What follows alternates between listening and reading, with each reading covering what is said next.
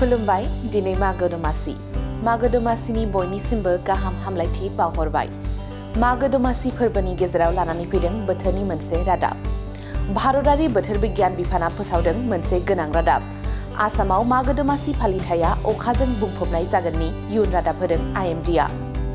आसामाव मागो दमासि फालिथायाव दिनै आरो गाबोननि गेजेराव बाङाइनिफ्राय गेजेर थाखोनि अखा हानायनि आसा दङ मानोना भारतारि बोथोर बिगियान बिफान आइएमडिआ रायजोनि माखासे जायगाफोराव बेबादि थासारि जागोन होननानै मिथिहोदों आसामजों लोगोसे सा सानजानि गुबुन रायजोफोरावबो बायदि रोखोमनि बोथोरनि सोलायनाय थासारिखौ नुनो मोनगोन अरुणाचल प्रदेश मेघालय नागालेन्ड मणिपुर आरो त्रिपुरायावबो बाङाइ बिबांनि अखा हागोननि सांग्रांथि होदों आइएमडिआ आसाम अरुणाचल प्रदेश नागालेन्डनि गुबुन गुबुन ओनसोलफोराव बारहुंखा आरो सारअन्थाइ गोग्लैनायनि जाथावनाजों लोगोसे बोथोरनि सांग्रांथि रादाबखौ फोसावदों बेजों लोगोसेनो आसाम मेघालय मणिपुर मिजोराम आरो त्रिपुरायाव फैगौ साननैसिम रोजा खुवा खुनाया सोलिबाय थागोन सा सानजानि हाजोआरि रायजोफोराव बाङाइसिम बिदुङा 2 निफ्राय 3 डिग्री एसे गाहायाव फैगोनखौ फोसावदों आइएमडिआ गुवाहाटी नोगोरमायावबो सरासनस्रायै जोमै खोबनाय आरो एसे अखा हानायनि इयुन रादाब फोसावदों आइएमडिआ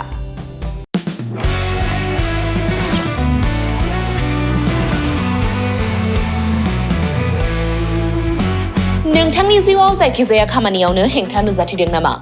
गोब्राब नाजासेयावबो जिउआव जाफुंसारनायखौ मोननो हायाखै नामा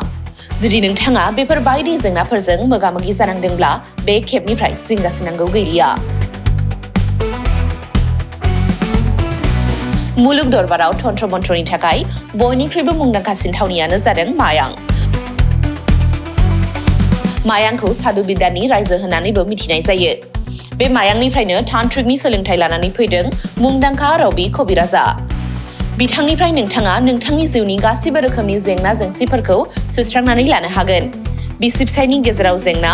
गोसो थोनाया गारनानै थाङोब्ला लाबोफिननाय जुलिनि जेंना साख्रि मोननो हायै हा हु धोन सम्पथिनि जेंना बायदि बायदि जेंनानिफ्राय उदां जानो एबा सुस्रांनानै लानो थाखाय नोंथाङा दिनैनो दानो जगाजग खालामनो हागोन रबि कबिराजखौ रबि कबिराजखौ जगाजग खालामनो थाखाय मबाइल नाम्बार 7099193841 एबा 7086047381 आव कल खालामनो हागोन